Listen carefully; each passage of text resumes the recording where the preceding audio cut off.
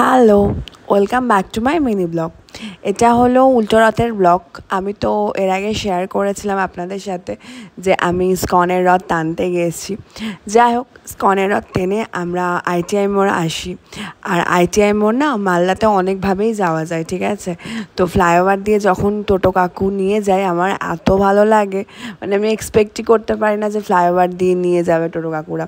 যাই হোক, তারপর এখানে একের পর এক রথ আসতে থাকে। আর আইটিআই মোড়ে যাওয়ার বিশেষ উদ্দেশ্য হলো আমার এক বান্ধবীর বাড়িতে রথ হয়, তো ওর সাথে দেখা করতে মেনলি যাওয়া। ও যেতে বলেছিল, বাট আমি ওর সাথে যেতেও পারিনি আর ভোগও খেতে পারিনি।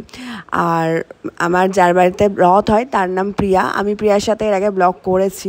তো যারা যারা ব্লগটা দেখেছেন, মানে প্রিয়ার সাথে ব্লগটা, তারা আশা করি প্রিয়াকে বুঝতে পারবেন। যাই হোক, প্রিয়ার সাথে আমার সেরকম ভিডিও ফটো তোলা হয়নি, একটাই একটুক্ষণের ভিডিও করেছিলাম আমি, কারণ ও খুব ব্যস্ত ছিল। তো অবভিয়াসলি ওরকমভাবে ভিডিও ফটো তোলা হয়নি। আর আমি তো ওদের রথের সাথে সাথে যাইও নি যে আমি ওরকমভাবে ভিডিও ফটো করতে পারবো।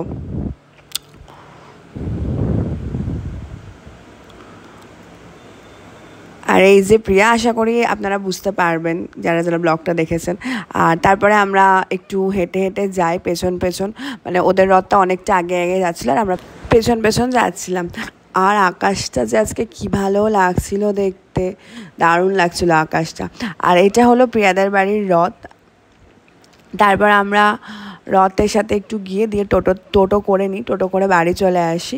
তারপরে আবার আমরা বেরোই। আর কোথায় যাই না যাই সেটা দেখতে হলে নেক্সট পার্টটা অবশ্যই দেখতে হবে। দেখা হবে নেক্সট পার্টে। টাটা।